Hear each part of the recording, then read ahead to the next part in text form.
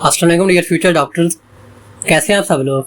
I am doctor Mohammad Adnan और बच्चों मैंने मेडवर्स पाकिस्तान के नाम से एमडी केयर के बच्चों के लिए टेस्ट सेशन स्टार्ट किया हुआ है जिसमें डेली हम टेस्ट लेते हैं बच्चों का। तो आज जो हमारा टेस्ट था वो था टेस्ट नंबर 13 बच्चों। टेस्ट नंबर 13 में हमारे पास जो सिलेबस था वो था जस्ट बायो का सिलेबस, और बायो में हमारे पास जो सिलेबस था वो था होम्योस्टेसिस, और होम्योस्टेसिस के साथ हमारे पास जो दूसरा चैप्टर था वो था बायोटेक बच्चों। तो ये दोनों न्यूली एडेड टॉपिक थे पीएमडीसी सिलेबस के अंदर, पहले ये नहीं थे। तो बच्चों इसलिए मैंने कहा मैं न्यूली एडेड टॉपिक से टेस्ट ले लूँ आप सबसे, और इसकी डिस्कशन भी मैंने सबके लिए पब्लिक की हुई है, तो आप सभी से देख सकते हैं मैं यूट्यूब चैनल पर अपलोड कर दूँगा। तो बच्चों अब हम आते हैं 1 बाई 1 MCQ की तरफ बच्चों। तो MCQ नंबर 5 से हम स्टार्ट कर रहे हैं। तो पहला MCQ यही है हमारे पास। तो हमारे पास concave side of kidney where renal artery vein ureter, और ये क्या करते हैं, इंटर कर रहे होते हैं या लीव कर रहे होते हैं बच्चों। तो हमारे पास ये किडनी की शेप है बच्चों, ये कैसी होती है, बीन शेप होती है। तो बच्चों यहाँ पर क्या होती है, एक कंकेव शेप होती है यहाँ पर एक इस साइड पर।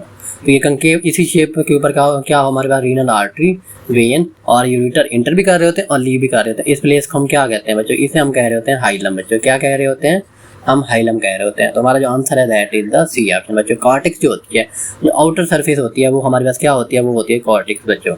उसके बाद जो मेडोला होता है, मेडोला क्या होता है, मेडोला जो होती है वो इनर पार्ट होता है, इनर सरफेस होती है बच्चों।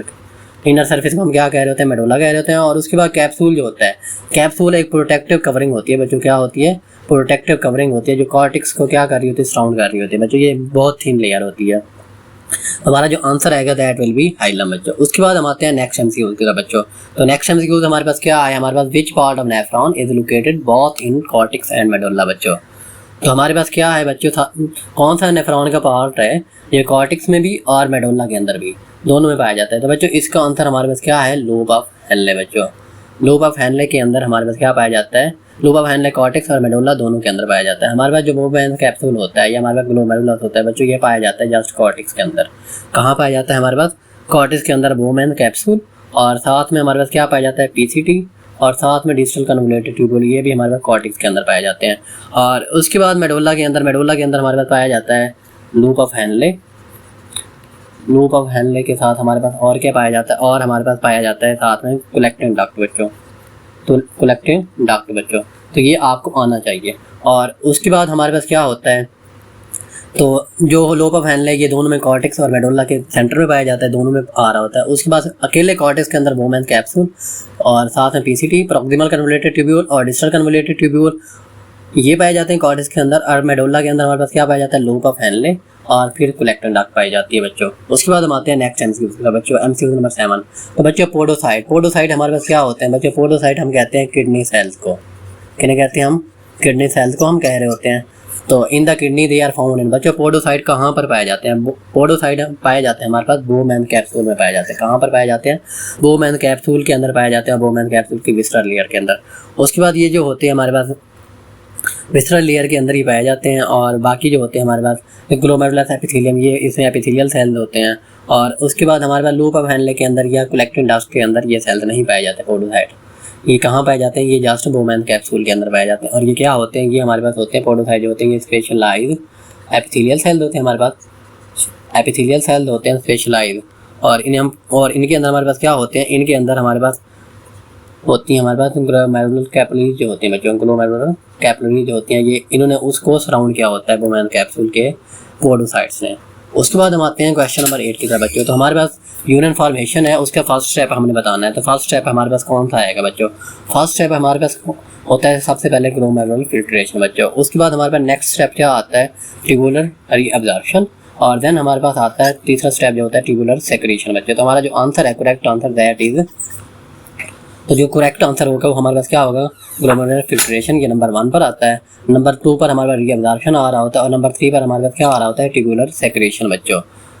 तो ये 1 बाई 1 इस तरह हो गया। उसके बाद MCQ नंबर 9 की तरफ हम आते हैं। तो MCQ नंबर 9 में हमारे पास क्या पूछा गया, हमारे पास कौन सा प्रेशर है जो ड्राइव करता है ग्लोमेरुलर फिल्ट्रेशन को बच्चों। तो आपको पता है ये बोमेन कैप्सूल है, बोमेन कैप्सूल के अंदर एफरेंट आर्ट्रियोल के थ्रू क्या आ रही होती हैं, आर्टरीज आ रही होती हैं, अंदर ग्लोमेरुलस बन जाता है। ग्लोमेरुलस क्या होता है, ये कलेक्शन होती है किसकी, कलेक्शन ऑफ, जैसे हम कह सकते हैं नेटवर्क ऑफ ब्लड कैपिलरीज, यहाँ पर ग्लोमेरुलस बन गया, और यहाँ से हमारे पास एफरेंट आर्टरियोल के जरिए ये निकल गया।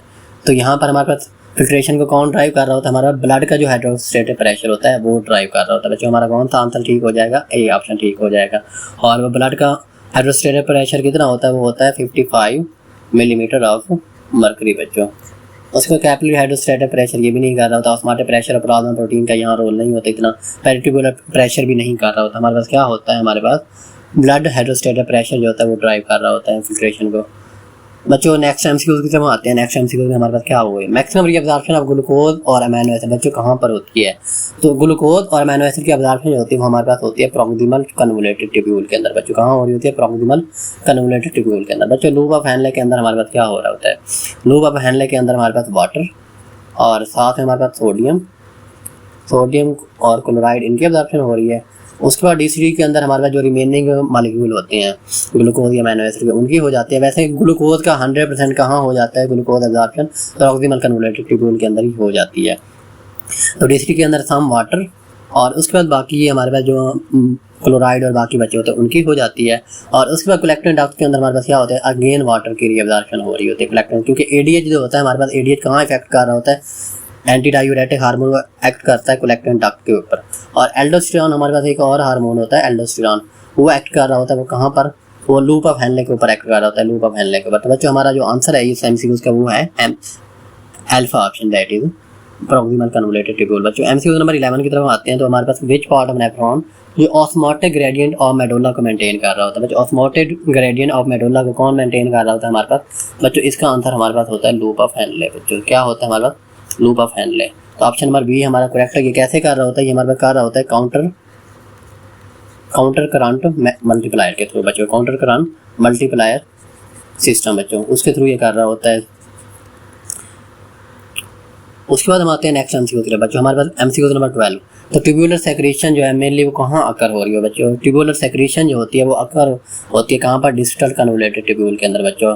पिछली के अंदर कोई सेक्रेशन नहीं होती है, अब्जॉर्प्शन होती है किसकी? ग्लूकोज और अमीनो एसिड की, मैं अभी बता चुका हूँ। उसके बाद लूप ऑफ हैनले के अंदर वाटर और साथ में साल्ट जो होते हैं सोडियम पोटाशियम और उसके बाद हमारे पास क्या है? क्लोराइड। इनकी हमारे पास क्या हो रही होती है?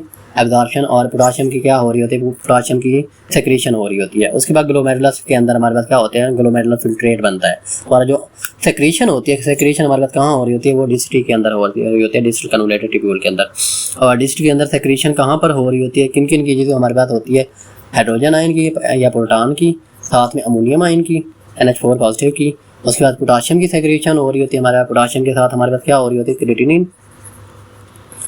क्रेटिनिन के साथ हमारे पास क्या हो रही है होती है? और ड्रग जो होते हैं उनकी सेक्रेशन हमारे पास कहाँ होती है? डीएसटी के अंदर। तो बच्चों इनका भी आपको पता होना चाहिए कौन कौन से हो रहे होते हैं। उसके बाद हम आते हैं नेक्स्ट एमसीक्यू नंबर 13 की तरफ बच्चों। तो हमारे पास कौन सी सेक्रेशन है जो डीएसटी के अंदर हो रही होती है बच्चों? तो मेनली हमारे पास होती है जो एसिड बेस बैलेंस को मेंटेन करती है, दैट इज हाइड्रोजन आयन बच्चों। Hydrogen ion main role play करता है इसके अंदर एसिड बेस में बैलेंस के अंदर बच्चों। उसके बाद हम आते हैं नेक्स्ट एमसीक्यू की तरफ बच्चों। हमारे पास एमसीक्यू नंबर 14। तो एमसीक्यू नंबर 14 के अंदर हमारे पास क्या दिया हुआ है हमारे पास बच्चों? तो जब major difference between glomerular capillaries and peritubular capillaries बच्चों हमारे पास कौन सा है बच्चों? तो हमारे पास बोथ कैरी आर्टेरियल ब्लड। तो मेजर डिफरेंस हमने बताना है। तो बहुत ये डिफरेंस तो नहीं आ गया, ये तो हमारे पास सिमिलरिटी आ गई। उसको ग्लोमेरुलर कैपिलरीज उनके अंदर हाई प्रेशर होता है और पेरिट्यूबुलर जो होता है उनके अंदर लो प्रेशर होता है बच्चों। ये डिफरेंस हमारा ठीक हो जाता है। उसके बहुत अराइज फ्रॉम रीनल वेन बच्चों, रीनल वेन से वो नहीं निकल रही होती।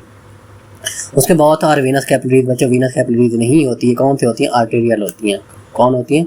आर्टेरियल होती हैं। आर्टेरियल से बन रही होती है, एफरेंट या ईफरेंट आर्टेरियल से बन रही होती हैं और ये आर्टेरियल कैपिलरीज होती हैं बच्चों। तो हमारा बीटा ऑप्शन जो है that is the correct answer बच्चों। उसके बाद हम आते हैं एमसीक्यू नंबर 15 की तरफ बच्चों। तो एमसीक्यू नंबर 15 में हमारे पास जो एफरेंट आर्टेरियोल है उसका diameter compare to efferent arteriole कितना होता है बच्चों? तो इसका डायमीटर जो होता है वो लार्जर होता है। क्या होता है हमारे पास बच्चों?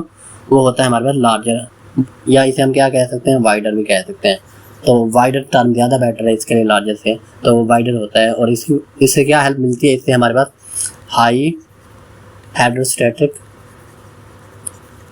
प्रेशर क्रिएट करने में इससे हेल्प मिलती है, जिससे हमारे पास क्या होती है? फिल्ट्रेशन इजी हो जाती है बच्चों, फिल्ट्रेशन इजी हो जाती है। तो हमारा जो ऑप्शन है यहाँ पर लार्जर या वाइडर ठीक हो जाएगा बच्चों। उसके बाद हम आते हैं एमसीक्यू नंबर 16 की तरफ बच्चों। एमसीक्यू नंबर 16 की हम स्टेटमेंट सबसे पहले पढ़ेंगे, क्योंकि क्वेश्चन की स्टेटमेंट आपने ध्यान से पढ़नी होती है बच्चों। तो यूरिया की रीअब्जॉर्प्शन किसके थ्रू हो रही होती है बच्चों? यूरिया की रीअब्जॉर्प्शन जो हमारे पास हो रही होती है वो बेसिकली होती है किसके अंदर, वो होती है प्रॉक्सिमल कन्वोल्यूटेड ट्यूब्यूल के अंदर।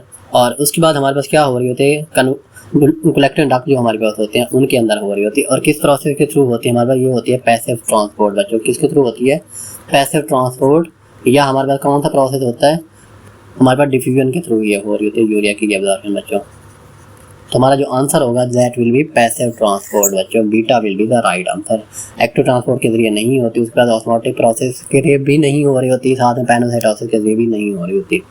उसके बाद हम आते हैं एमसीक्यू नंबर 17 की तरफ बच्चों। ये सिंपल सा है, मैं पहले बता चुका हूँ। हमारे पास कौन सा हार्मोन है जो वाटर एब्जॉर्प्शन को कलेक्टिंग डक्ट के अंदर इंक्रीज करता है बच्चों, हमारे पास एडीएच होता है एक हार्मोन, एंटी डायूरेटिक हार्मोन। और ये रिलीज कहाँ से हो रहा होता है, ये रिलीज हो रहा होता है पोस्टीरियर पिट्यूटरी से बच्चों। तो ये भी आपको पता होना चाहिए कहाँ से रिलीज हो रहा होता है, पोस्टीरियर पिट्यूटरी से। तो हमारे पास एडीएच हार्मोन जो है वो अपना रोल प्ले कर रहा होता है। एल्डोस्टेरोन जो रोल प्ले करता है वो सोडियम की एब्जॉर्प्शन में प्ले करता है। उसके बाद रीनिन अपना फंक्शन है, रीनिन एंजियोटेंशन सिस्टम के थ्रू ये क्या करता है, हमारा ब्लड प्रेशर मेंटेन करता है। और एंजियोटेंशन के इन दोनों का यही काम है बच्चों हमारे पास। और उसके बाद हमारे पास आता है एमसीक्यू नंबर 18 बच्चों। एमसीक्यू नंबर 18 हमारे पास कौन सा हार्मोन है जो सोडियम रीअब्जॉर्प्शन को इंक्रीज कर रहा है बच्चों, अभी मैंने बताया क्या होता है, एल्डोस्टेरोन बच्चों। उसके बाद एडीएच का भी बता चुका हूँ, कैल्सिटोनिन कैल्शियम की रीअब्जॉर्प्शन कराता है। और उसके बाद हमारे पास पैराथायराइड हार्मोन जो है ये क्या करता है, कैल्शियम लेवल को ब्लड के अंदर इंक्रीज करता है। और ये क्या करता है, कैल्सिटोनिन ब्लड के अंदर डिक्रीज कर रहा होता है। उसके बाद हम आते हैं नेक्स्ट एमसीक्यू की तरफ बच्चों, एमसीक्यू नंबर 19। तो हमारे पास कौन सा स्ट्रक्चर है जो ट्रांसपोर्ट करता है यूरिन को किडनी को टू ब्लेडर बच्चों। तो किडनी से ब्लेडर तक हमारे पास क्या होता है, यूरिटर पड़े होते हैं बच्चों, यूरिटर ट्रांसपोर्ट कर रहा होता है बच्चों। उसके बाद हमारे पास यूरिटर के आगे हमारे पास क्या होता है, ब्लेडर होता है। ब्लेडर के आगे हमारे पास क्या होता है, यूरिथ्रा पड़ा होता है बच्चों। तो नेक्स्ट हम 20 एमसीक्यू की तरफ आते हैं। तो हमारे पास क्या हुआ है, काउंटर करंट मैकेनिज्म बच्चों। मैं अभी आपको बता चुका हूँ counter current multiply, counter current mechanism जो होता है वो कहाँ हो रहा होता है बच्चों, वो हमारे पास हो रहा होता है लूप ऑफ हैनले के अंदर बच्चों, लूप ऑफ हैनले के अंदर। और साथ में लूप ऑफ हैनले के साथ हमारे पास क्या पड़ी होती है, वादा रेक्टा बच्चों। वादा रेक्टा क्या होती है, वादा रेक्टा ब्लड वेसल होती है। तो जिसके थ्रू हमारे पास क्या हो रहे होते हैं, रीअब्जॉर्प्शन हो रही होती है किसकी, वाटर और साल्ट्स की बच्चों, वाटर और साल्ट हमारे पास सोडियम क्लोराइड होते हैं और साथ में पोटेशियम भी होते हैं। तो हमारे पास बीटा ऑप्शन जो है that is the correct answer बच्चों। उसके बाद आते हैं एमसीक्यू नंबर 21 की तरफ बच्चों। तो major nitrogenous waste in human is. तो बच्चों ह्यूमन के अंदर जो मेजर नाइट्रोजनस वेस्ट है वो कौन सा है बच्चों। तो हमारे पास ह्यूमन के अंदर यूरिया होता है। उसके बाद कुछ होते हैं जो एनिमल जो प्लांट इसके अंदर वाटर के अंदर रहते हैं, क्योंकि अमोनिया की एक्सट्रैक्शन के लिए क्या चाहिए, वाटर मैक्सिमम चाहिए। तो अमोनिया जो वाटर एनिमल होते हैं उनको चाहिए। उसके बाद यूरिक एसिड ये बर्ड्स में होता है। और बच्चों क्रिएटिनिन जो होता है, क्रिएटिनिन टेस्ट होता है। तो ये क्रिएटिनिन हमारे पास हम डॉक्टर कराते हैं, आरएफटी चेक करने का, रीनल फंक्शन टेस्ट उसमें होता है। और साथ में कुछ एनिमल के अंदर क्रिएटिनिन भी एक्सक्रीट हो रहा होता है। उसके बाद हम आते हैं नेक्स्ट एमसीक्यू की तरफ बच्चों। हमारे पास क्या है, तो ये मैं आपको बता चुका हूँ, हमारे अंदर यूरिया ही था। नेक्स्ट हम आते हैं 22 एमसीक्यू के बच्चों। 22 में हमसे क्या पूछा गया बच्चों, तो कौन सी डिजीज़ है जो deposition of calcium oxalate crystal बच्चों। कैल्शियम ऑक्सीलेट क्या बनाता है, ये बनाता है स्टोन बच्चों। क्या बना रहा होता है, किडनी स्टोन बना रहा होता है। तो हमारा बीटा ऑप्शन जो है that is the correct answer बच्चों। उसके बाद 23 एमसीक्यू में आते हैं। तो हमारे पास क्या है, हीमोडायलिसिस। तो बच्चों हीमोडायलिसिस का प्रिंसिपल क्या होता है, हीमोडायलिसिस का प्रिंसिपल हमारे पास होता है सिंपल डिफ्यूजन के ऊपर। किसके ऊपर, diffusion through semi permeable membrane, जो बीटा ऑप्शन है that is the correct answer बच्चों। एक्टिव ट्रांसपोर्ट नहीं हो रही होती सिंपल डिफ्यूजन के थ्रू, हमारे पास क्या होता है, ब्लड और जो फ्लूइड होता है हेमोडायलिसिस का, उसके थ्रू हमारे पास क्या हो रहा होता है, एक्सचेंज ऑफ मटेरियल हो जाता है। तो बीटा करेक्ट ऑप्शन है। उसके बाद फिल्ट्रेशन भी हाइड्रोस्टेटर प्रेशर का इधर रोल नहीं होता, सेक्रेशन में कैपिलरीज भी यहाँ नहीं हो रहा होता। उसके बाद हम आते हैं एमसीक्यू नंबर 24 की तरह बच्चों। तो how much water is required to eliminate 1 gram of nitrogen in the form of urea बच्चों। यूरिया तो हमारे पास कितना चाहिए होता है, बुक की लाइन से हमारे पास 50 ml बच्चों चाहिए होता है। कितना चाहिए होता है, 50 ml बच्चों। तो अमोनिया की एक्सक्रीशन हमारे पास क्या कितनी चाहिए होती है, अमोनिया की एक्सक्रीशन के लिए हमें ऑलमोस्ट डबल चाहिए होता है इसका।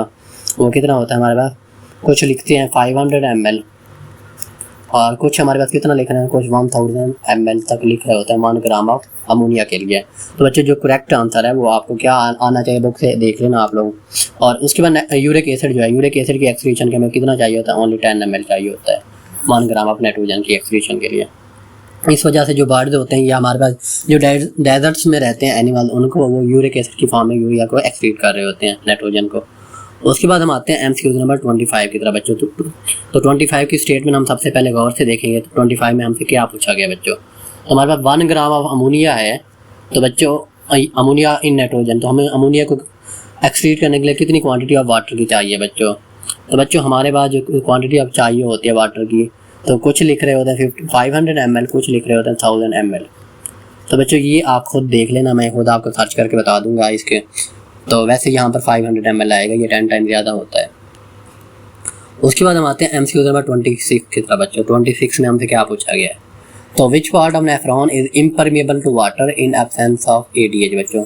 तो अगर ADH ना आ रहा हो तो कौन सा पार्ट है हमारे पास नेफ्रॉन का जो ADH जो हमारे पास वाटर से कम्प्लीटली इम्परमेबल हो जाता है। तो बच्चों हमारे पास जो असेंडिंग लिम्ब होता है, ascending limb of loop of Henle बच्चों, वो क्या होता है, वो कम्प्लीटली इम्परमेबल हो जाता है ADH की गैर मौजूदगी में। जबकि कलेक्टिंग डक्ट हमारे पास जो होती है वहाँ पर भी वाटर परमेबिलिटी क्या होती है हमारे पास, वो भी हमारे पास क्या कर रही होती है, कलेक्टिंग डक्ट वो भी ADH के ऊपर ही कर रही होती है, डिपेंड कर रही होती है।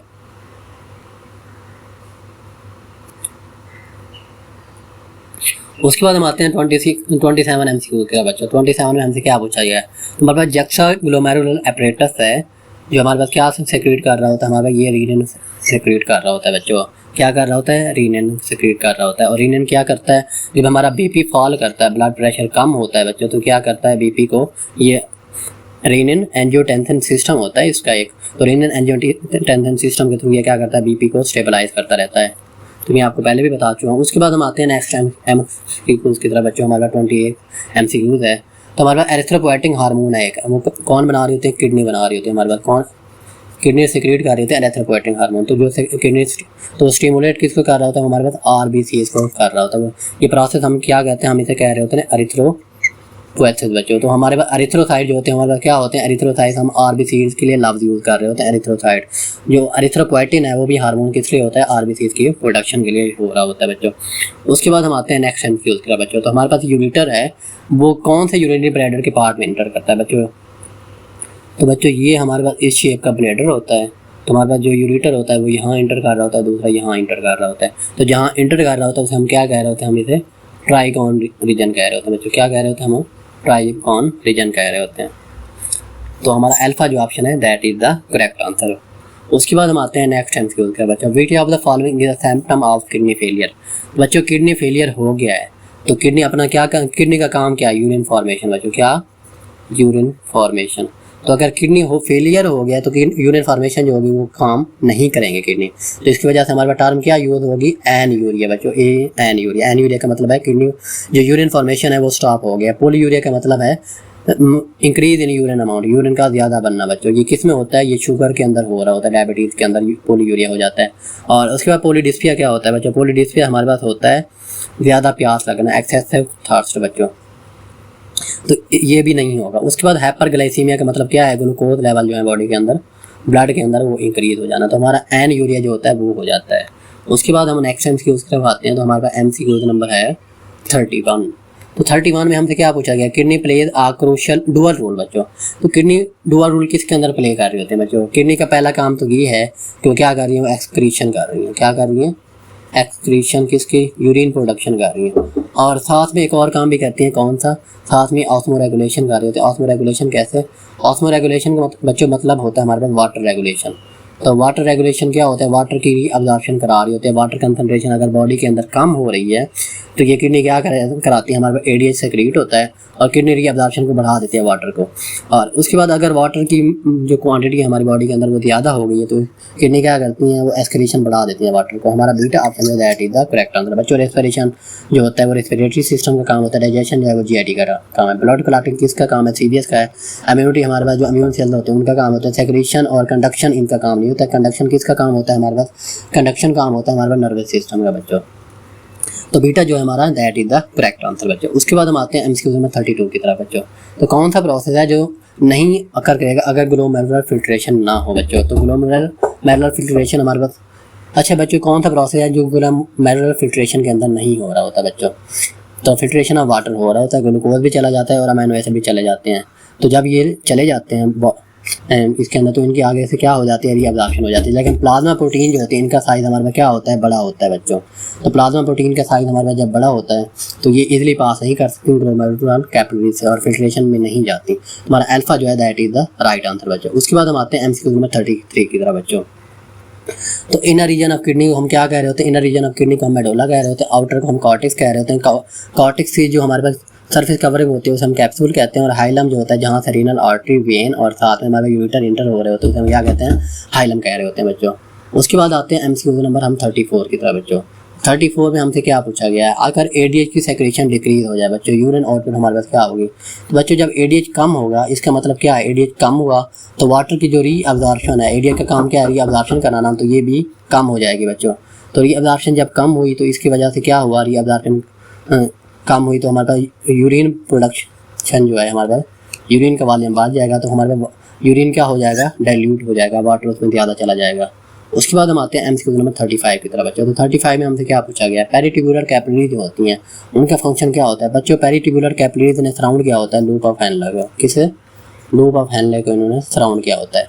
तो लूप ऑफ हेनले के अंदर हमारे पास क्या हो रही होती है, रीअब्जॉर्प्शन हो रही होती है बच्चों, किसकी, वाटर और साथ में सोडियम क्लोराइड, और एस्क्रीशन हमारे पास किसकी हो रही होती है, पोटाशियम आयन की। तो इनका काम क्या होता है, और इन्होंने बाकी और पार्ट को भी सराउंड किया होता है, ग्लैक्टन डक्ट और D3 को भी। तो इनका काम हमारे क्या होता है, रीअब्जॉर्प्शन बच्चों हो रहा होता है। उसके बाद हम आते हैं नेक्स्ट MCQ का बच्चों। तो active secretion of drugs, toxin और hydrogen plus H positive ion बच्चों, मैं आपको पहले भी बता चुका हूँ कि कहाँ होती है, DCT के अंदर हो रही होती है, डिस्टल कन्वोल्यूटेड ट्यूब्यूल के अंदर बच्चों हो रही होती है। हमारा जो राइट आंसर है that is the beta option. उसके बाद बच्चों हम नेक्स्ट MCQ की तरफ जाते हैं। तो हमारे पास नेक्स्ट MCQ जो है वो कौन सा है, 37। तो 37 के हम स्टेटमेंट सबसे पहले गौर से पढ़ेंगे। तो हमारे पास नंबर ऑफ अमोनिया मालिक्यूल हमें चाहिए जो प्रोड्यूस करें 1 मालिक्यूल ऑफ यूरिया बच्चों। तो बच्चों हम सबसे पहले देखेंगे यूरिया का फार्मूला। तो हमारे पास जो फार्मूला है NH3, उसके बाद CO2, ये बनाते हैं क्या है हमारे पास, ये बना रहे होते हैं NH2CO NH2 बच्चों। तो ये फार्मूला आप लोग देख लेना, शायद मुझसे कोई मिस्टेक ना हो जाए। तो हमारे पास अमोनिया के कितने NH2 यहाँ पर भी आ रहा है और यहाँ पर भी आ रहा है, और साथ में वाटर बन रहा होता है बच्चों। तो ये फार्मूला आपको करेक्टली देख लेना क्या ठीक है या क्या नहीं। तो वैसे ये ठीक है। तो 2 हमारे पास कितने मालिक्यूल आ रहे हैं, 2 आ रहे हैं। 2 मालिक्यूल ऑफ अमोनिया हमें चाहिए दे देखें बच्चों। तो हमारे पास कितना, 1 मालिक्यूल ऑफ ये यूरिया बनाने के लिए बच्चों। उसके बाद हम आते हैं नेक्स्ट MCQ के बच्चों। MCQ हमारे पास 38। तो कौन सा metabolism of purine and pyrimidine produces significant amount of बच्चों। तो इनका जो मेटाबॉलिज्म होता है ये प्रोड्यूस क्या करते हैं, हमारे पास यूरिक एसिड प्रोड्यूस करते हैं, यूरिक एसिड के लिए हो रहा होता है। लेकिन हमारे पास जो इंटरमीडिएट प्रोडक्ट होता है वो हमारे पास क्या हो रहा होता है, वो होता है हमारे पास ज़ैंथीन बच्चों। इनका मैकेनिज्म जो होता है पैरामिडीन या प्यूरिन से हमारे पास क्या आ रहा होता है, हैपोज़ैंथीन। और हैपोज़ैंथीन के बाद हमारे पास बनता है ज़ैंथीन, और ज़ैंथीन के बाद हमारे पास क्या बन रहा होता है, ज़ैंथीन के बाद हमारे पास बनता है यूरिक एसिड बच्चों, यूरिक एसिड। और एंजाइम कौन सा यूज़ हो रहा था, यहाँ पर एंजाइम यूज़ हो रहा होता है ज़ैंथीन ऑक्सीडेज बच्चों। एंजाइम का नाम भी आपको आना चाहिए, ये वाला एंजाइम का नाम, ये भी पूछा जा सकता है MCQ के अंदर। तो 40 जो है हमारा that is the correct answer बच्चों। उसके बाद हम आते हैं MCQ नंबर 39 की तरफ। हमारे पास कौन सा आर्गन है जो सेंट्रल स्टेशन ऑफ मेटाबॉलिज्म है बच्चों। ये सिंपल बुक की लाइन थी हमारे पास, इसका आंसर क्या है, लीवर आएगा बच्चों। तो liver is the correct answer बच्चों। उसके बाद हम आते हैं MCQ नंबर 40 की तरफ बच्चों। तो MCQ नंबर 40 में हमसे क्या पूछा गया, तो हमारे पास कौन सी टाइप ऑफ वैक्सीन है जिसके अंदर वीकन फॉर्म ऑफ पैथोजन होती है that can not cause disease in healthy individual. तो बच्चों इस वैक्सीन को हम क्या कह रहे थे, ये डेफिनेशन है हमारे लाइव एटेन्यूएटेड वैक्सीन की बच्चों। क्या है, लाइव एटेन्यूएटेड वैक्सीन की ये टाइप है। और इसमें हमारे पास कौन कौन सी आ जाते हैं, हमारे पास मीजल्स मम्प्स के बाद हमारे पास वैक्सीन आ जाती है रुबेला की, और रुबेला के बाद हमारे पास आ जाती है oral polio vaccine, oral polio OPV। तो पोलियो की वैक्सीन, ये आपको वैक्सीन के नाम भी आने चाहिए कौन कौन सी लाइव एटेन्यूएटेड वैक्सीन है। तो ये भी MCQ आपका आ सकता है, तो इनको आपने अच्छे से याद करना है। उसके बाद हम आते हैं MCQ नंबर 41 की तरफ बच्चों। तो विच vaccine is safest for immuno compromise individual बच्चों। इम्यूनो कम्प्रोमाइज इंडिविजुअल वो होते हैं जिनकी इम्यूनिटी जो होती है वो क्या होती है, इम्यूनिटी काफ़ी ज़्यादा वीक होती है, बहुत ज़्यादा ये वीक होती है इनकी इम्यूनिटी। तो उनके लिए कौन से वैक्सीन जो है वो मोस्ट यूज क्या है हमारे पास, सेफेस्ट है बच्चों। तो इसके लिए हमारे पास आ जाती है सब यूनिट वैक्सीन बच्चों। तो सब यूनिट वैक्सीन हमारे पास कौन सी होती है बच्चों, सब यूनिट वैक्सीन हमारे पास इसके अंदर हमारे पास क्या होती है, इसके अंदर हमारे पास होते हैं प्यूरिफाइड एंटीजन। क्या होते हैं? Purified antigen. इसके अंदर एक्स्ट्रा जो मॉलिक्यूल्स होते हैं या एक्स्ट्रा सब्सटेंसेस होते हैं वो बिल्कुल नहीं होते, सिर्फ क्या होते हैं? प्यूरिफाइड एंटीजन होते हैं। और इसके अंदर पूरा वायरस क्या होता है? वायरस ये हमारे पास दूसरा जो बैक्टीरिया है उसके कोई पार्ट्स नहीं होते, जस्ट क्या होते हैं? हमारे पास प्यूरिफाइड एंटीजन होते हैं और एंटीजन के अगेंस्ट हमारे क्या आ जाती है? इम्यूनिटी आ जाती है। और सब यूनिट वैक्सीन की मैं आपको एग्जांपल देता जाऊँ, कौन सा है? हेपेटाइटिस बी वायरस की जो वैक्सीन होती है उसके अगेंस्ट हमारे पास क्या है? वो सब यूनिट वैक्सीन की एक टाइप है। तो ये आपको एग्जांपल भी पता होनी चाहिए बच्चों 41 की। उसके बाद हम आते हैं 42 MCQ का बच्चों। तो हमारे पास which biotechnology method is used for rapid detection of specific pathogen DNA in a sample. तो बच्चों हमारे पास जो ये यूज़ हो रहा होता है, हमने rapid detection of DNA sample, हमारे पास वो हो रहा होता है डीएनए प्रोब हाइब्रिडाइजेशन बच्चों। तो डीएनए प्रोब हाइब्रिडाइजेशन हमारे पास क्या होते हैं? ये शॉर्ट लेबल डीएनए सीक्वेंसेस होते हैं। क्या होते हैं हमारे पास? शॉर्ट लेबल डीएनए सीक्वेंसेस होती हैं। और ये हमारे पास क्या है? ये हमारे पास रैपिड डिटेक्शन के लिए यूज़ हो रहा होता है। उसके बाद हमारे पास क्या होते हैं? नेक्स्ट MCQ के आते हैं 43 की तरह बच्चों। 43 में हमारे पास क्या है? Toxoid vaccine. तो toxoid vaccine provide immunity by stimulating the body against बच्चों। क्या करती हैं ये हमारे पास? तो टॉक्साइड वैक्सीन ये नाम से इसके जाहिर हो गया बच्चों क्या है? टॉक्साइड है। तो टॉक्साइड से हमारे पास हम ड्राइव कर सकते हैं क्या? टॉक्सिन बच्चों। तो टॉक्सिन किसके अंदर हमारे पास होती है? डिजीज होती है टेटनस बच्चों। क्या होती है? टेटनस। तो इसके अगेंस्ट जो वैक्सीन होती है वो टॉक्साइड वैक्सीन होती है। ये एग्जांपल आपको याद होनी चाहिए। तो इनएक्टिवेटेड टॉक्सिन होते हैं उसके अंदर। और हर 10 साल के बाद बूस्टर डोज लगती है किसकी? टेटनस की। तो टेटनस डोज हमारे पास बच्चों को लगवा लेनी चाहिए आपको। और स्पेशली जब रोड एक्सीडेंट हो या रोड में चोट लगी हो तो आपको टेटनस की डोज लगवा लेनी चाहिए। उसके बाद हम आते हैं MCQ नंबर 44 की तरह बच्चों। तो which product of biotechnology is used in treatment of diabetes. अच्छा, डायबिटीज़ का हमने ट्रीटमेंट बताना है। तो डायबिटीज़ किसकी वजह से हो रही है? इंसुलिन की डेफिशिएंसी की वजह से या इंसुलिन की रेजिस्टेंस की वजह से। तो इंसुलिन की डेफिशिएंसी में हमने क्या यूज़ करना है? इंसुलिन यूज़ करना है। तो उसके अगेंस्ट हमारा बीटा जो है that is the right option. हमने वैक्सीन कोई नहीं यूज़ करनी, ना प्रोब यूज़ करने हैं, ना एंटीबॉडीज़ यूज़ करने हैं। तो इंसुलिन हम यूज़ करेंगे। उसके बाद हम आते हैं MCQ नंबर 45 बच्चों। तो मोनोक्लोनल एंटीबॉडी जो है ये दे आर प्रोड्यूस बाई बच्चों। मोनोक्लोनल एंटीबॉडी जो होती हैं ये प्रोड्यूस होती है हमारा fusion of plasma cell with tumour cell बच्चों। ये क्या होती हैं? और इस टेक्निक का हमारे पास नाम क्या होता है? ये टेक्निक का नाम होता है हमारे पास हैब्रिडोमा बच्चों। तो प्लाज्मा सेल जो होते हैं, प्लाज्मा सेल वैसे क्या बना रहे होते हैं? प्लाज्मा सेल का काम ही होता है एंटीबॉडी प्रोडक्शन बच्चों। क्या काम होता है? प्लाज्मा सेल का काम होता है एंटीबॉडी प्रोडक्शन। और साथ में जो ट्यूमर सेल होते हैं जिनके अगेंस्ट एंटीबॉडी बनानी होती है तो उनको हम क्या नाम दे रहे होते हैं? हम मोनोक्लोनल एंटीबॉडीज। और इस टेक्निक का हम क्या नाम दे रहे होते हैं? हैब्रिडोमा टेक्निक बच्चों। उसके बाद हम नेक्स्ट आते हैं MCQ नंबर 46 की तरफ बच्चों। तो 46 की स्टेटमेंट हम सबसे पहले पढ़ेंगे। तो हमारे पास डायग्नोस्टिक टेक्निक है जो मोनोक्लोनल एंटीबॉडीज लिंक्ड विद। तो बच्चों हम 46 MCQ की तरफ आते हैं। तो हमारे पास which diagnostic technique use monoclonal antibody linked with an enzyme to detect antigen antibody reaction बच्चों। कौन सी टेक्निक होती है हमारे पास? ये टेक्निक का नाम होता है इलाइजा बच्चों। इसका नाम हमारे पास क्या होता है? एंजाइम लिंक्ड इम्यूनोथॉर्बिन असे बच्चों। क्या होता है? इम्यूनोथॉर्बिन असे। तो फुल फॉर्म एंजाइम लिंक्ड इम्यूनोथॉर्बिन असे बच्चों। ये नाम होता है इलाइजा का। तो यहाँ जैसे एंजाइम भी यूज हो रहा था साथ में एंटीजन एंटीबॉडी और ये इम्यूनोथॉर्बिन, इसमें दोनों कम्प्लेक्स बन जाता है बच्चों। इलाइजा की आपको फुल फॉर्म भी आनी चाहिए। बाकी PCR जो है PCR इसलिए नहीं यूज हो रहा था एंटीजन एंटीबॉडी रिएक्शन के लिए। यानी फिंगर प्रिंटिंग का भी काम नहीं है यहाँ पर और हाइब्रिडाइजेशन का भी नहीं है कोई काम। इलाइजा यूज हो रही होती है, इलाइजा स्टेनिंग होती है। उसके बाद हम आते हैं MCQ नंबर 47 की तरह बच्चों। कौन सी वैक्सीन है जो प्रोड्यूस होती है? रिकम्बिनेंट DNA टेक्नोलॉजी बच्चों। तो DNA टेक्नोलॉजी हमारे पास क्या है? हमने क्या करनी है? DNA वैक्सीन देखनी है बच्चों, DNA वायरस। मगर जो DNA वैक्सीन है वो क्या है हमारे पास? Hepatitis B virus. इसका आपको एग्जांपल याद रहनी चाहिए। बाकी जो है वो रिकम्बिनेंट DNA टेक्नोलॉजी से नहीं इतनी बनी। हमारे पास क्या बनी हुई है? हेपेटाइटिस बी की जो वैक्सीन है। और वो किसके लिए अगेंस्ट बनी? हम जस्ट यूज़ करते हैं क्या? एंटीजन यूज़ कर रहे थे। कौन सा? हेपेटाइटिस बी सरफेस एंटीजन बच्चों। कौन सा? सरफेस एंटीजन हम यूज़ कर रहे होते हैं, HBS जिसे हम कह देते हैं। उसके बाद हम आते हैं नेक्स्ट MCQ का बच्चों 48।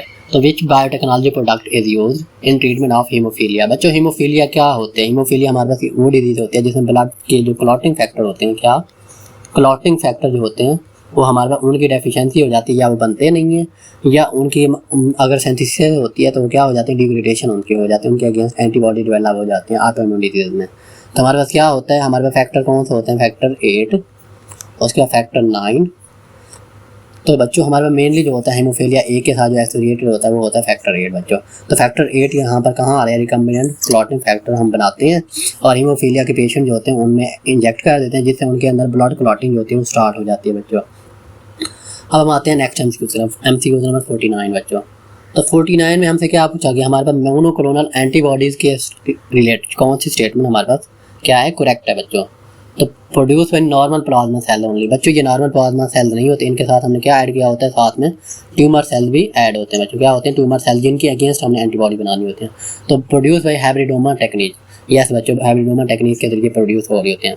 उसके बाद mixture of antibody from many clone बच्चों, ये मैनी क्लोन से नहीं होती, जस्ट 1 क्लोन से होते हैं। एक ही टाइप ऑफ, ये मोस्ट स्पेसिफिक होती हैं और एक ही टाइप ऑफ सेल जो होते हैं उनके अगेंस्ट ये बार करती हैं, या मिक्सचर नहीं होती, तो ये स्टेटमेंट भी गलत होगी। उसके बाद नेचुरली होती है इम्यून सिस्टम के अंदर बच्चों, ये नेचुरली नहीं होती, ये आर्टिफिशियली प्रोड्यूस होती है लैब्स के अंदर। तो हमारा बीटा ऑप्शन है, that is the correct answer बच्चों। उसके बाद हम नेक्स्ट एमसीक्यू की तरफ आते हैं, एमसीक्यू नंबर 50 बच्चों। तो what is the role of DNA probe in diagnosis बच्चों, डीएनए प्रोब क्या कर रहे होते हैं। तो डीएनए प्रोब का काम ये होता है, डीएनए प्रोब ये डिटेक्ट करते हैं कंप्लीमेंट्री न्यूक्लियोटाइड सीक्वेंसेस को। तो डीएनए की जो कंप्लीमेंट्री सीक्वेंसेस होती है वहाँ के साथ ये क्या करते हैं, बाइंड कर जाते हैं।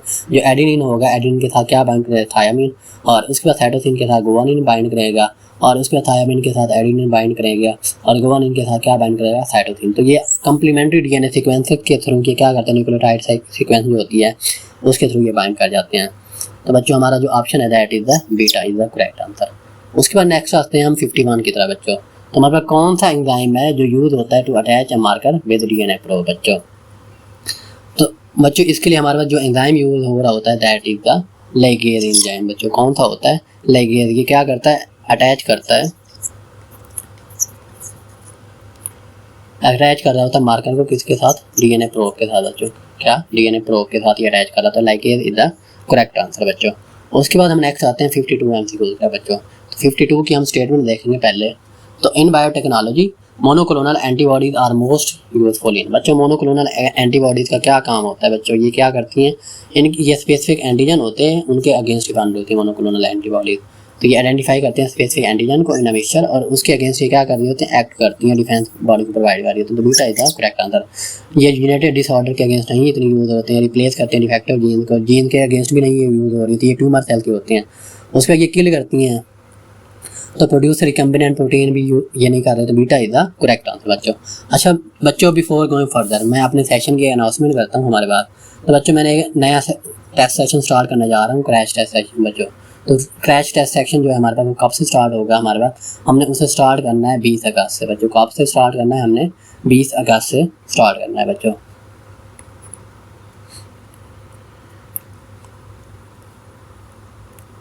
अच्छा बच्चों, तो क्रैश टेस्ट सेक्शन की मैं अनाउंसमेंट बाद में करूँगा। तो अभी हम आगे चलते हैं बच्चों, एमसीक्यू नंबर 53 की तरफ बच्चों। तो 53 की हम स्टेटमेंट देखेंगे। हमारे बायोटेक्नोलॉजी प्रोडक्ट है जो यूज़ करता है ट्रीटमेंट ऑफ एनीमिया बच्चों। तो ट्रीटमेंट ऑफ एनीमिया के लिए एनीमिया किसकी वजह से होती है, आरबीसी जो होते हैं हमारे आरबीसी की कंसनट्रेशन जो होती है वो कम होती है। तो साथ में एचबीबी क्या होती है, कम हो जाती है, हीमोग्लोबिन भी कम हो जाती है, आरबीसी का वॉल्यूम भी नंबर भी कम हो जाता है। तो आरबीसी की प्रोडक्शन कौन करा रहा होता है, हमारे वो करा रहा होता है एरिथ्रोपोएटिन बच्चों। एरिथ्रोपोएटिन हार्मोन होता है जिसे कौन बना रहा होता है, किडनी बना रहा होता है। तो एरिथ्रोपोएटिन की जब वैल्यू कम होती है तो इसके नतीजे में क्या होती है, आरबीसी की प्रोडक्शन भी कम हो जाती है, साथ में हीमोग्लोबिन भी कम हो जाती है, एनीमिया हो जाता है। तो एरिथ्रोपोएटिन हमने क्या करना है, लैब में बनानी है रिकम्बिनेंट टेक्नोलॉजी से, और उसे हमने एनीमिया के पेशेंट को दे देनी है बच्चों। इस तरह हमारा ये बन जाएगा। उसके बाद हम आते हैं एमसीक्यू नंबर 54 की तरफ बच्चों। तो हैब्रिडोमा सेल बच्चों, हैब्रिडोमा सेल कैसे बनते हैं बच्चों, तो they are produce by fusion. Hybridoma cells हमारे पास किस में बन रहे होते हैं, मोनोक्लोनल जो एंटीबॉडीज होती हैं, मोनोक्लोनल एंटीबॉडी की सिंथेसिस में हमने वहाँ बना रहे थे। तो मोनोक्लोनल एंटीबॉडी जो होती है वो कैसे बन रही होती है, हमने फ्यूज़ किस में कर रहे होते हैं, उसमें प्लाज्मा सेल के साथ हम क्या ऐड कर रहे होते हैं, साथ में ट्यूमर सेल बच्चों। क्या, ट्यूमर सेल ये साथ में उसे क्या कह देते हैं, माइलोमा सेल। कौन से, माइलोमा सेल बच्चों। तो हमारा जो आंसर होगा that is the beta answer. Beta lymphocyte नहीं होते, प्लाज्मा सेल्स होते हैं, और साथ में विद माइलोमा सेल होते हैं। आरबीसी का काम नहीं है यहाँ पर, तो टी लिम्फोसाइट और मैक्रोफेजेस का काम भी नहीं है। एंटीबॉडीज भी एंटीजन बच्चों नहीं है, प्लाज्मा सेल और माइलोमा सेल्स होते हैं यहाँ पर। उसके बाद हम आते हैं नेक्स्ट एमसीक्यू के बच्चों ने। तो नेक्स्ट एमसीक्यू की स्टेटमेंट हम सबसे पहले गौर से पढ़ेंगे। तो हमारे पास जो एमसीक्यू नंबर है वो है 55 बच्चों। तो which disease has been successfully manage by with monoclonal antibodies बच्चों। तो मोनोक्लोनल एंटीबॉडीज जो बन रही होती है हम किसके अगेंस्ट बनाते हैं बच्चों, हम बनाते हैं ट्यूमर्स के अगेंस्ट। किसके अगेंस्ट, ट्यूमर सेल्स के अगेंस्ट हम बना रहे होते हैं। ट्यूमर को हम दूसरा नाम क्या दे रहे होते हैं, हम कैंसर भी दे रहे होते हैं। हमारे पास लेकिन ट्यूमर होते हैं हम कैंसर भी कह देते हैं। तो कैंसर इधर करेक्ट आंसर। डायबिटीज़ के अगेंस्ट नहीं यूज़ हो रही होती है, हाइपरटेंशन भी नहीं है, टीबी भी नहीं है बच्चों। तो नेक्स्ट एमसीक्यू जो हमारे पास है वो है 56 बच्चों। तो which property makes monoclonal antibodies highly specific in diagnosis बच्चों। तो कौन सी प्रॉपर्टी है जो हाईली स्पेसिफिक बना रही होती है। तो हमारे पास बच्चों ये ओरिजिनेट जो हो रहे थे ये सिंगल क्लोन से ओरिजिनेट हो रहे होते हैं और एक ही टाइप ऑफ सेल्स के होते हैं उनके अगेंस्ट ये एक्शन परफॉर्म कर रहे होते हैं। तो ये जो ओरिजिनेट फ्रॉम सिंगल क्लोन बच्चों। मिक्सचर नहीं होते एंटीबॉडीज़ का, तो एक ही टाइप की एंटीबॉडीज होती है, डिफरेंट नहीं होते। मल्टीपल एंटीजन भी नहीं होते, सिंगल टाइप ऑफ एंटीजन के अगेंस्ट यूज होते हैं। दे चेंज अफिनिटी बच्चों, ये भी नहीं हो रहा। तो हमने हाईली स्पेसिफिक के लिए हमारे पास 40 ऑप्शन जो है that is the correct answer बच्चों। 57 हम आते हैं इंटरफेरॉन बच्चों। इंटरफेरॉन क्या होती है, इंटरफेरॉन हमारे वायरस जो डिजीज होती हैं, वायरल इन्फेक्शन बच्चों। क्या वायरल इन्फेक्शन के अगेंस्ट हम यूज़ कर रहे होते हैं, हमारा बीटा इधर करेक्ट आंसर। उसके बाद जो बैक्टीरियल इन्फेक्शन उसके अगेंस्ट हम क्या यूज़ करते हैं, एंटीबायोटिक्स बच्चों। क्या यूज़ करते हैं, एंटीबायोटिक्स बच्चों। उसके बाद फंगल इन्फेक्शन के अगेंस्ट हम क्या यूज़ कर रहे थे, फंगीसाइड बच्चों। क्या यूज़ कर रहे हैं, फंगीसाइड भी हम कह देती हैं या एंटी फंगल ड्रग भी हम इन्हें कह देते हैं। जेनेटिक डिसऑर्डर के अगेंस्ट हम दूसरे यूज़ कर रहे होते हैं। उसके बाद हम नेक्स्ट आते हैं, हमारे पास नेक्स्ट क्या है, हमारे पास 58 एमसीक्यूज बच्चों। तो which biotechnology tool is use for detection of HIV बच्चों। HIV के लिए हम कौन सा यूज़ कर रहे हैं, बुक की लाइन थे हमारे पास वेस्टर्न ब्लॉटिंग और साथ में इलाइजा यूज़ कर रहे होते हैं। तो HIV की डिटेक्शन के लिए हम क्या करेंगे, वेस्टर्न ब्लॉटिंग और साथ में इलाइजा स्क्रीनिंग। उसके बाद नेक्स्ट आता है 59 एमसीक्यूज बच्चों। तो recombinant vaccine for hepatitis B is prepared using बच्चों। तो ये कहाँ पर बनी थी हेपेटाइटिस B की वैक्सीन बच्चों, ये यीस्ट सेल के अंदर बनी थी और वायरल सरफेस एंटीजन बच्चों। क्यों, क्योंकि ये सब यूनिट वैक्सीन है और सिर्फ हम इसमें क्या करते हैं, सिर्फ सरफेस एंटीजन यूज़ कर रहे होते हैं। और बच्चों आपको मैं एक और भी एडवाइस यहाँ पर देता चलूँ, आप सब लोगों ने क्या करना है, जो हेपेटाइटिस B की वैक्सीन है HB वायरस की, आप सब लोगों ने लगवानी है। जो सबसे कुत्ता वायरस है ना इसका हेपेटाइटिस का, that is hepatitis B virus. Hepatitis C virus जो है ना, इसका हमारे पास क्या है, वैक्सीन नहीं है, वैक्सीन अवेलेबल नहीं है। लेकिन हमारे पास क्या है, इसका ट्रीटमेंट जो है, ट्रीटमेंट हो जाता है। वैक्सीन अवेलेबल नहीं है लेकिन ट्रीटमेंट अवेलेबल है, ट्रीटमेंट हो जाता है हमारे पास। तो इस वजह से ये क्या है, हेपेटाइटिस क्योरेबल है। लेकिन हेपेटाइटिस B वायरस जो है, इसके हमारे पास क्या है, वैक्सीन अवेलेबल है और लेकिन इसका ट्रीटमेंट जो है, ट्रीटमेंट को इफेक्टिव नहीं है, ट्रीटमेंट इसका अवेलेबल ही नहीं है इफेक्टिव जो है। तो हम इसे सिर्फ मैनेज कर सकते हैं, ट्रीटमेंट इसका अवेलेबल नहीं है, मैनेज कर सकते हैं हम। तो मैनेजमेंट है इसकी, लेकिन इसका इफेक्टिव ट्रीटमेंट नहीं है। इसलिए आप सब लोगों ने क्या करना है, हेपेटाइटिस B वायरस की जो है वैक्सीन, आप हेपेटाइटिस के लिए जहाँ भी चले जाएँ तो आपको मिल जाएगी, आपने लाजमी करवा लेनी है हेपेटाइटिस B वायरस की। क्योंकि और स्पेशली जो डॉक्टर हैं उनको करानी चाहिए, क्योंकि उनका कंटेक्ट किसके होता है, नीडल्स के साथ होता है बच्चों, किसके साथ। और अगर किसी भी खुदा न खासा हेपेटाइटिस के पेशेंट की आपको नीडल सुरंज आपको लग गई और उसका ब्लड आपके अंदर ज़रा सा भी चला गया तो वायरस आपके अंदर चला जाएगा और इस वजह से आपको वैक्सीन लगवा लेनी चाहिए हेपेटाइटिस B की। तो इसका आंसर जो था वो हमारे यहाँ बीटा था। एमसीक्यू नंबर 60 की तरफ हम आते हैं। तो 60 में हमसे क्या पूछा गया बच्चों, which of the following is example of सब यूनिट वैक्सीन बच्चों। तो सब यूनिट वैक्सीन कौन सी है हमारे पास, सब यूनिट वैक्सीन हमारे पास क्या आती है, हेपेटाइटिस B वैक्सीन। मैं आपको पहले भी बता चुका हूँ। नेक्स्ट एमसीक्यू 61 की तरफ बच्चों। तो क्वेश्चन की स्टेटमेंट ध्यान से पढ़नी होती है हम सब ने। तो स्टेटमेंट में हमारे पास क्या दिया हुआ है, हमारा मेन प्रिंसिपल है DNA प्रोब का बच्चों। तो in disease diagnosis is based on बच्चों, किस पर ये बेस हो रहा होता है। तो ये हमारे पास क्या हम बेस हो रहा था, ये बेस हो रहा होता है कम्प्लीमेंट्री बेस पेयरिंग के ऊपर। कम्प्लीमेंट्री बेस पेयरिंग या जो न्यूक्लियोटाइड सीक्वेंसेस होंगे हमारे पास, तो उसके ऊपर बेस कर रहा होता है। प्रोटीन एंटीजन बॉन्डिंग का इधर कोई रोल नहीं होता, RNA प्रोटीन इंटरेक्शन भी नहीं होते, एनालॉजिकल मेमोरी भी नहीं होती। तो हमारे आंसर जो that is the alpha answer बच्चों, वो करेक्ट हो जाएगा। उसके बाद हम आते हैं एमसीक्यू नंबर 62 की तरफ बच्चों। तो 62 में हमारे पास क्या है, which is an example of DNA vaccine in experimental trial बच्चों। DNA वैक्सीन हमारे पास कौन सी है, हमारे पास कोविड की वैक्सीन जो है, जो एक्सपेरिमेंटल ट्रायल के अंदर है। हमने वैक्सीन को डेवलप कर दी थी, हमारे पास कौन कौन सी थी, सैनोफार्म थी, सैनोफार्म, उसके बाद सैनोवैक। अच्छा, कोविड की वैक्सीन मुझे भी लगी हुई, काफ़ी सारे लोगों ने लगवाई थी। उसको जो 2 साल बाद मरने वाली वो बात थी, वो भी मेरे ख्याल में मुझे तो 2 साल से ऊपर ही हो गया वैक्सीन लगवाए। साथ हमारे पास क्या थी, फाइजर थी। फाइजर जो थी हमारे पास किसकी थी, अमेरिकन बेस्ड थी। और सैनोफार्म सैनोवैक की थी, ये चाइना की थी। और मैंने सैनोफार्म लगवाई थी क्योंकि फाइजर तब अवेलेबल नहीं थी जिना के अंदर। हमारा जो 62 का आंसर है वो हमारे पास क्या है, वो हमारे पास बीटा इज द करेक्ट आंसर। उसके बाद हम आते हैं एमसीक्यू नंबर 63 की तरफ बच्चों। तो which of the following is application of Elijah बच्चों। इलाइजा के मैंने फुल फॉर्म बता दी थी, क्या था, एंजाइम लिंक्ड इम्यूनोसॉल्वेंट एसे बच्चों। तो 63 का हमारे पास क्या ऑप्शन आ जाएगा, इसका ऑप्शन है detection of hormone and virus बच्चों। एम्प्लीफिकेशन ऑफ डीएनए के लिए ये नहीं यूज़ होता ना, सीक्वेंस ऑफ आरएनए के लिए हम क्या यूज़ कर रहे होते हैं, पीसीआर यूज़ कर रहे होते हैं। जीन एडिटिंग के लिए भी ये नहीं यूज़ होता। तो हम हार्मोन और साथ में हमारे पास क्या होती है, एंटीजन एंटीबॉडी रिएक्शन जो होते हैं, एंटीजन एंटीबॉडी रिएक्शन जो होते हैं, उनके लिए हम क्या यूज़ कर रहे होते हैं, हम ये इलाइजा यूज़ कर रहे होते हैं। साथ में HIV के लिए भी क्या करते हैं, हम HIV के लिए भी इलाइजा कर रहे होते हैं बच्चों। तो ये आपको पता होना चाहिए। एंटीजन एंटीबॉडी कम्प्लेक्स जहाँ भी आ गया आपने इलाइजा ही लगाना है। HIV का आ जाए, वायरल इन्फेक्शन का आ जाए, और साथ में आपके पास क्या आ जाए, हार्मोन का आ जाए बच्चों। कोई भी हार्मोन है, हार्मोन हमारे पास इंसुलिन हो गया, साथ में स्पेशली फीमेल के हार्मोन टेस्ट हो रहे थे, साथ कौन से, एस्ट्रोजन और उसके बाद प्रोजेस्टेरॉन बच्चों। उसके बाद मेल के अंदर टेस्टोस्टेरोन की जो टेस्टिंग होती है, टेस्टोस्टेरोन की, तो उसके अंदर भी कौन से टेस्ट यूज होता है, इलाइजा ही रन करते हैं बच्चों। नेक्स्ट एमसीक्यू हमारे पास 64 आता है बच्चों। 64 हमारे पास कौन सा है, स्टेटमेंट पढ़ेंगे, विच बायोटेक्नोलॉजी प्रोडक्ट।